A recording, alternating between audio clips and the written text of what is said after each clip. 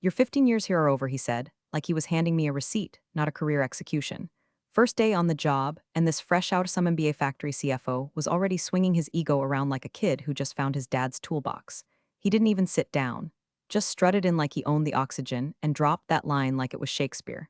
I stared at him for exactly 3 seconds. That's all it took to catalog his posture: overconfident, his wristwatch too shiny, and the fact that his tie was still factory creased, meaning this man hadn't earned one real day of sweat in this company yet. So I smiled. Real calm, real smooth, and I said, "Good luck with the quarterly reports.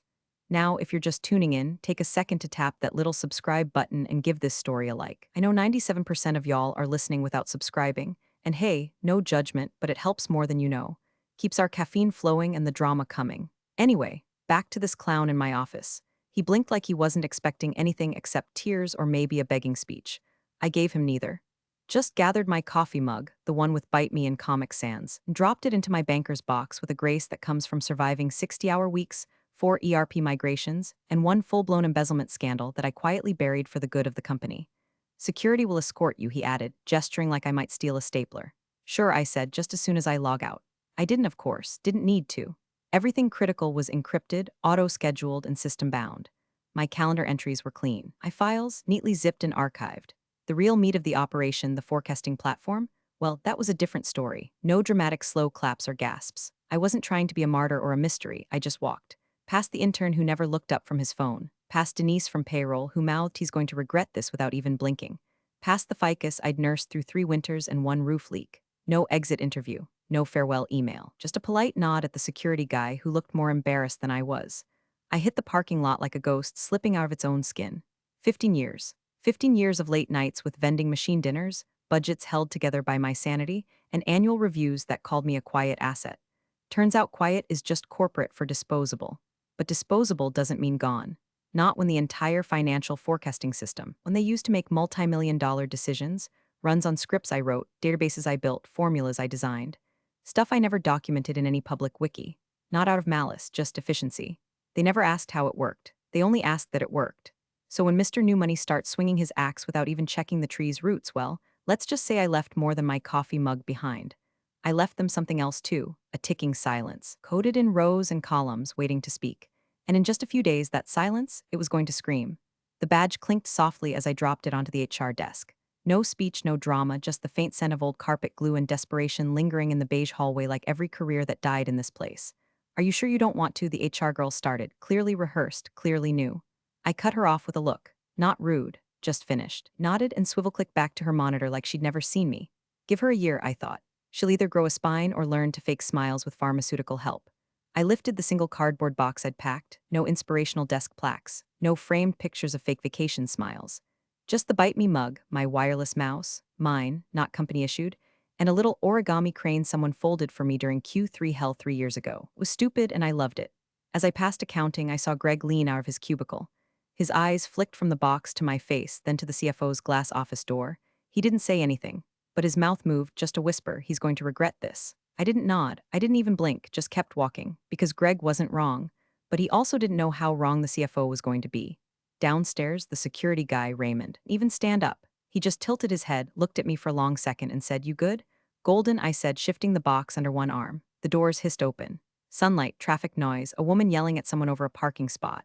Life was still moving. No fireworks, no brass band. Just me, walking away from a building I'd spent 15 years keeping afloat while execs played musical chairs with the C-suite. But see, the thing they never understood, thing none of them wanted to understand, was that those quarterly reports they loved to flash around like PowerPoint pornography, those weren't just Excel exports, they were a symphony. A beast built out of conditional logic, raw data scraping, pattern prediction, and 5 different forecasting algorithms stitched together with digital duct tape and my personal paranoia. No one else even asked how it worked. They just got their pretty graphs and their market projections, slapped them into a slideshow, and called it innovation. I watched the building shrink in my rearview mirror, feeling nothing but calm, not even bitter, just aware. The platform was scheduled to self-lock in 48 hours if no valid credential activity was detected. That wasn't sabotage, that was protocol. My protocol prevents stale data, forces recalibration, and oh yeah, requires biometric confirmation. Mine, and guess what? New CFO never asked for a handoff, never requested admin elevation. He just printed a termination notice, flexed for the org chart, and went back to thinking big. So I drove home, cracked a soda, and opened my laptop. Not to check email, I'd already forwarded anything useful to my personal archive. No, I opened it to see the logs. At 2:43 p.m., IT attempted access to the core model. Result: access denied attempts 3. Reboot trigger initiated. Estimated lockout countdown 47 hours 12 minutes. I smiled, not because I wanted to watch them burn, but because I knew I didn't have to do a damn thing. They fired me thinking I was a cog, but I wasn't the cog. I was the engine. The thing about men like him, the ones who mistake authority for ability, is they think confidence is a substitute for competence. By Monday, he was already booking the executive conference room for Thursday's quarterly board review, puffed up like he'd invented double-entry accounting. He sent out a smug little email, excited to present my first quarterly update, expect streamlined insights and a modernized forecast delivery. Let's raise the bar. Raise the bar? Buddy, you haven't even found the ladder. Meanwhile, deep in the bowels of the server logs, the cracks were forming. IT flagged the main forecasting model twice, once Sunday night and again Monday morning, with vague little alerts like unexpected formula behavior and credential mismatch. They opened a ticket, escalated it to Tier 2, he closed it. Literally hit resolve with no comment. Too busy updating slide templates and Googling synonyms for synergy, I imagine. From my kitchen counter, coffee in hand, I watched the internal chatter trickle into the cloud backup I'd configured for safety redundancy years ago. Not spying, just preventative retention. The alerts were all there in plain text. Forecast model main locked, requires biometric sequence clearance. Backup utility inaccessible, credentials expired. Admin override attempt rejected. The language was dry, but I could hear the panic buried underneath. He was walking blind through a minefield, and tap dancing while he did it. On Tuesday, he called a quick sync with finance to review data trends. Except the data trends weren't trending. They weren't even loading. The interface would flicker, give him a static bar chart from 2 quarters ago, then crash. A junior analyst, bless her terrified soul, raised her hand and said, the formulas seem off. He waved her off with the kind of grin people use to hide the sound of an internal engine fire. Probably just a permissions thing. We've had a lot of legacy stuff floating around. I'll streamline it. Legacy stuff. That's what he called the thing keeping the board from screaming. Every year, that forecasting model took raw sales data, churn metrics, international tax shifts, supplier volatility, and 3 decades of behavioral indicators, and turned it into something the board could digest in 5 bullet points and a pie chart. It didn't just exist, it learned. Now it was locked. Wednesday morning, he copied and pasted a half-baked projection from an old presentation and dropped it into a new deck like nobody'd notice. IT tried again to ping the platform. They got another wall of access denied, and a helpful little subline I'd added after the embezzlement scare of 2019. Contact authorized architect for recalibration protocol. There were only ever 2 authorized architects. One retired in 2020. The other, she was currently baking banana bread and humming to Fleetwood Mac. He still hadn't called, still hadn't even acknowledged anything publicly. But in Slack, whispers were starting. A marketing exec DM'd someone in finance. Why does the main model say her name on it? Another thread lit up. Anyone know how to update the projections? Getting weird errors. The answers came back vague, confused, nervous. No one dared say it aloud yet, but the thing they were all leaning on, all depending on, wasn't leaning back. And I sat there, watching the countdown clock tick closer to 0, feeling something that wasn't quite joy, but sure as hell wasn't regret. Thursday, 7:42 a.m. In the executive conference room, where the walls were glass but the thinking rarely transparent, the CFO was trying to open the forecast model for a final pre-meeting review. His assistant had already placed the tablet in front of him, the projector humming gently, waiting to display months of future-proofed financial clarity to the gods of the boardroom. He tapped, waited, tapped again. The screen went black. Then red text bloomed across the center, loud and unapologetic. Access denied, authorized user, redacted, credential signature, EM. And just like that, the room's temperature dropped 10 degrees. He muttered something under his breath. Probably a curse, possibly a prayer, then jabbed the screen like it owed him rent. The assistant blinked. Is that supposed to happen? He stood up fast, too fast, chair clattered behind him. Get IT, now. Meanwhile, 6 floors away, the IT team had already seen the lockout attempt. Hell, they'd seen 6 of them, 3 from him, 2 from the finance leads, and 1 from someone in marketing who thought maybe refreshing the dashboard would fix everything. Spoiler, it didn't. Senior IT manager, Rachel, whom I trained back when she still thought pivot tables were actual furniture, typed a command, waited, and said no dice. Encryption is ironclad. We can't bypass it without a full wipe. A wipe? Asked one of the suits who'd wandered down, clearly hoping someone would just unplug and replug the economy. Rachel nodded. Yeah, we'd lose 12 years of historical model behavior, metadata, macro logic, basically everything that makes this more than just a spreadsheet. Back upstairs, the CFO took a long, deep breath and smiled through it like he was still in control of the steering wheel, despite the fact the car was now on fire and headed for a cliff. It's a minor glitch, he told the room full of executives arriving early. Just some outdated permissions. Happens all the time in legacy systems. Legacy. There's that word again. Like it was my middle name and not his lifeline. He started flipping through a backup presentation built on guesswork, gut feeling, and sheer ego, all while trying to casually mute his phone every time IT pinged him with another failed override attempt. And me? I was sitting on my porch, sipping my second coffee of the morning and watching my neighbor try to parallel park for the fourth time. Laptop open. VPN active. Logs streaming in. Each failed login attempt pinged like a polite little doorbell from across the city. 7:42 a.m. Unauthorized credential 7:43 a.m. Multi-factor validation failure 7:45 a.m. Admin override blocked, biometric mismatch the best part. Each time the system rejected them, it logged the device ID and attached a delightful time-stamped header. Escalation path, EM. Only they could see my name. Stamped clean across the denial notice like a digital middle finger with a touch of Helvetica. I took a bite of toast, chuckled, and watched the birds fight over a bagel someone had dropped on the sidewalk. Chaos outside, chaos inside, perfect harmony. Back at headquarters, someone finally dared to ask who built this thing again? Silence. The CFO clenched his jaw. We're handling it, sure. He hadn't called, still hadn't reached out, still spinning his narrative like the problem was the software, not the fact that the woman who designed it now had a front row seat to his unraveling. And the board meeting? Less than 90 minutes away. Tick, tock, enjoy the show. 9:02 a.m. The boardroom smelled like expensive leather, nervous sweat, and the kind of desperation you only see when rich people realize their money might not be multiplying on schedule. The quarterly meeting had officially started. The coffee was poured, the donuts were untouched, and the screen behind the CFO still screamed, access denied, authorized user, EM. The same two red lines had been blinking for the past 34 minutes. Where are the projections? Asked Franklin, one of the older board members with a voice like he'd been drinking gravel since the 80s.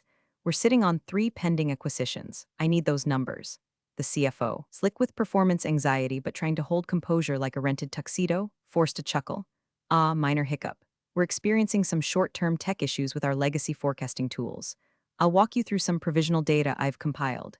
He clicked to the next slide, a Frankenstein bar chart that looked like it had been built in PowerPoint by a caffeinated raccoon. This isn't the model, said someone else flatly. It wasn't a question.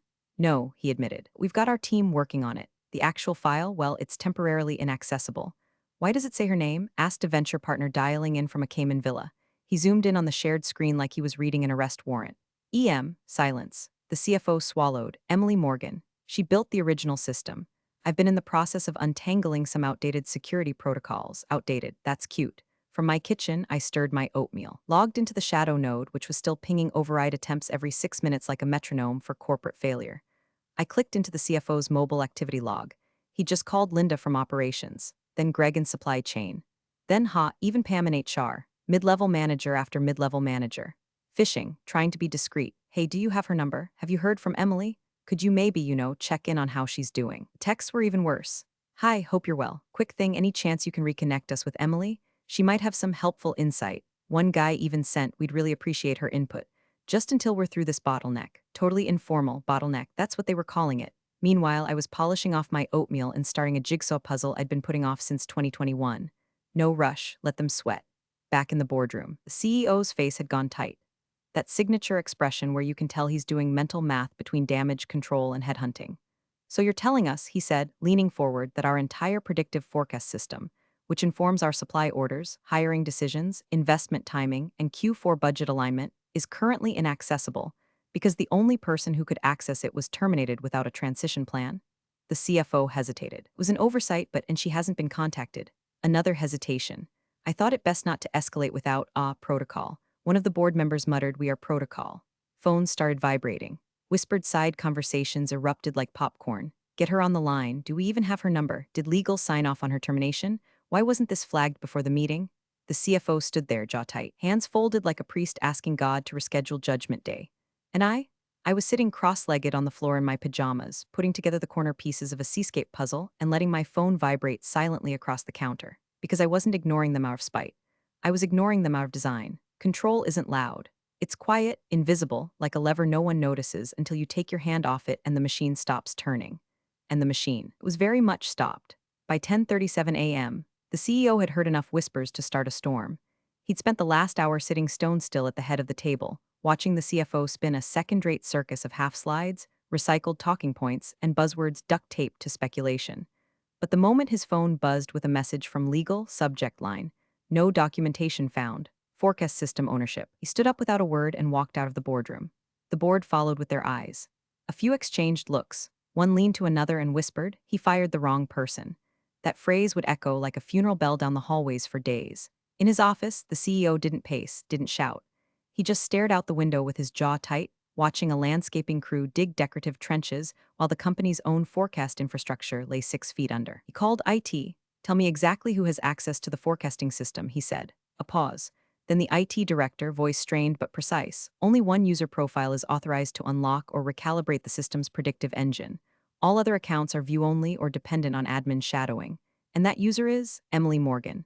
Her profile is still listed as primary architect. Fingerprint encrypted. Two-factor tied to her personal keychain. No backups, no secondary. Silence. We tried a sandboxed override," the director added. "It bricked the simulation model and flagged a corruption warning. So we can't even fake the forecast?" the CEO asked. "No, sir, we'd be running blind." He ended the call, sat down slowly, and stared at the phone like it might grow legs and walk away to avoid being blamed. He pulled up her old employee file. The last note on her record: quiet, reliable, systems-minded, tends to hoard responsibilities, recommend delegation training. Below it, the CFO's termination signature, timestamped 4 days ago. He hit the internal line, "Get me her number, personally." Meanwhile, I was painting my toenails, not for vanity, for peace. The sun was warm through the living room windows. My inbox had started to quietly buzz with LinkedIn pings from old colleagues who'd suddenly remembered I existed. Subject lines like, "Hope you're well. Quick cue, thinking of you, do you have a sec?"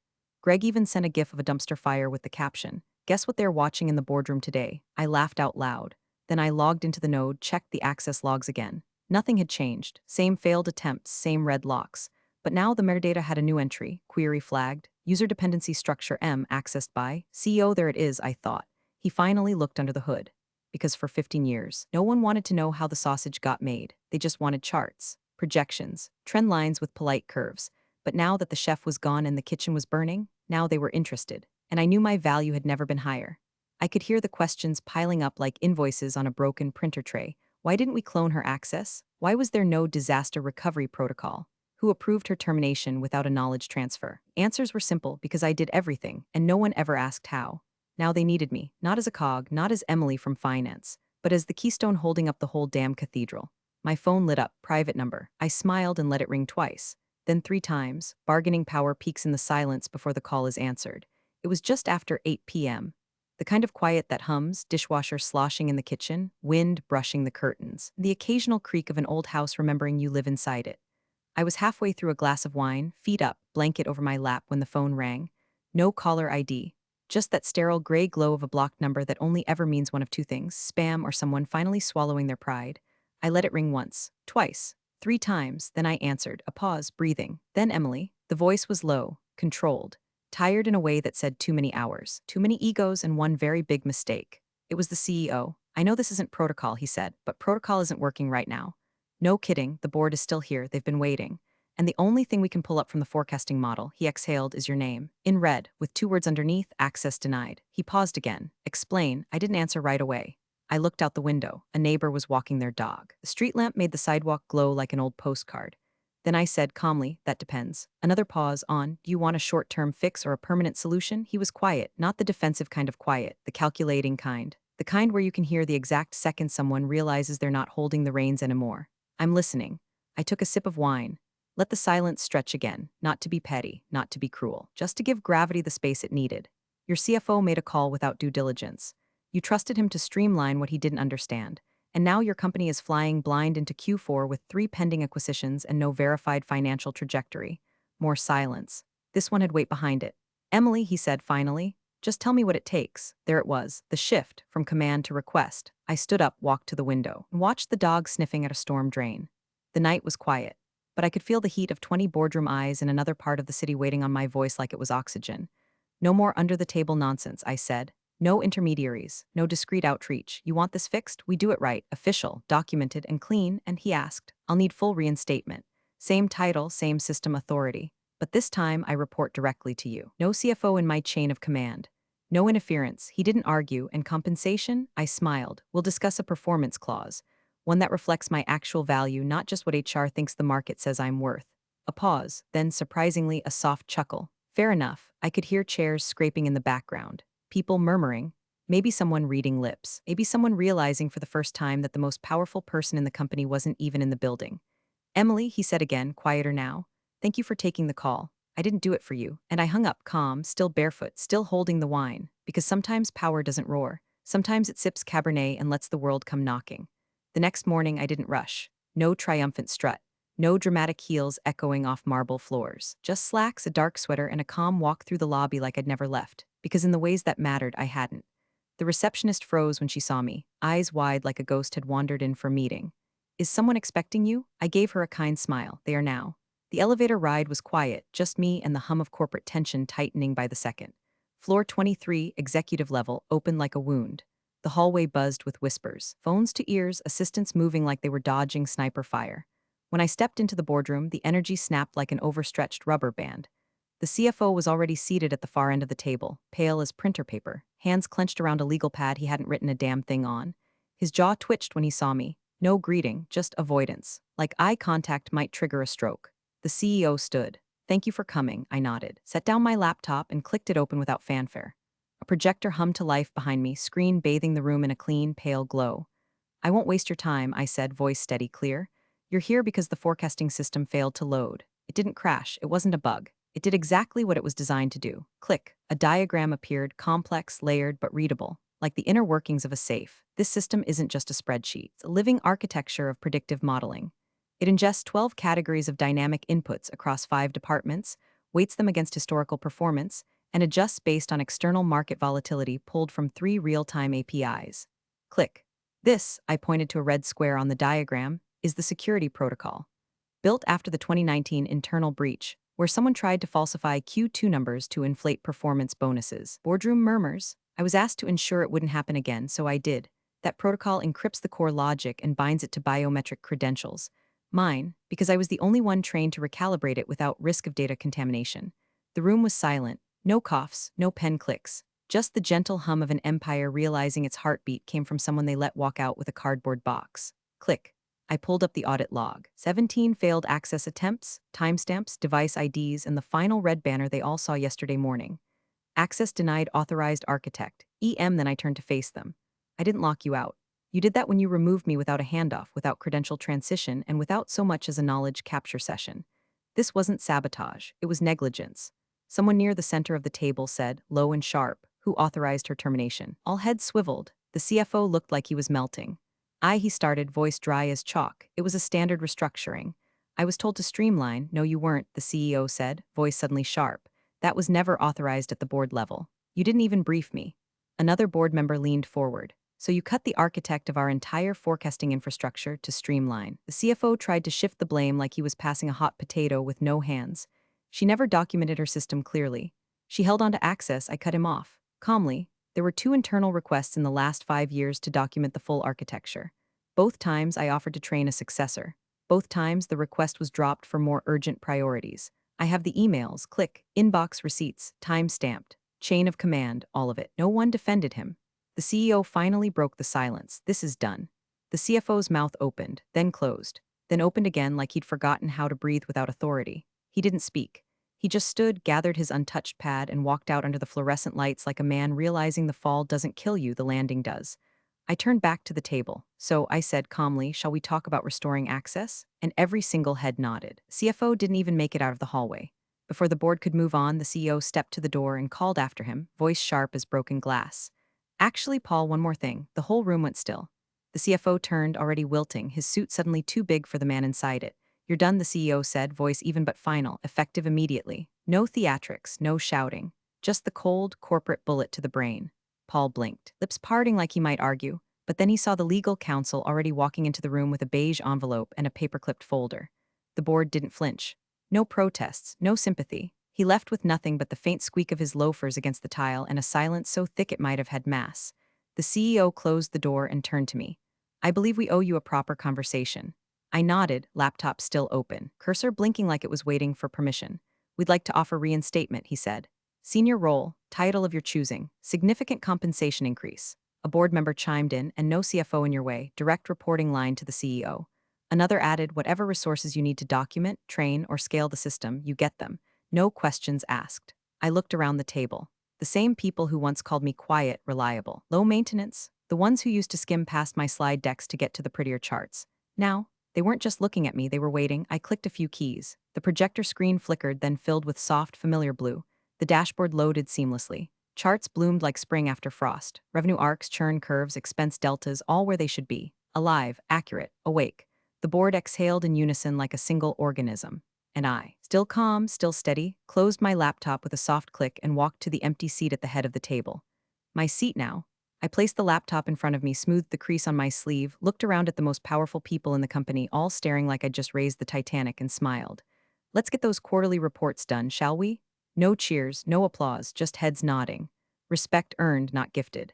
And inside, not gloating, not raging, just that deep, quiet satisfaction of everything falling exactly into place. They had tried to erase me.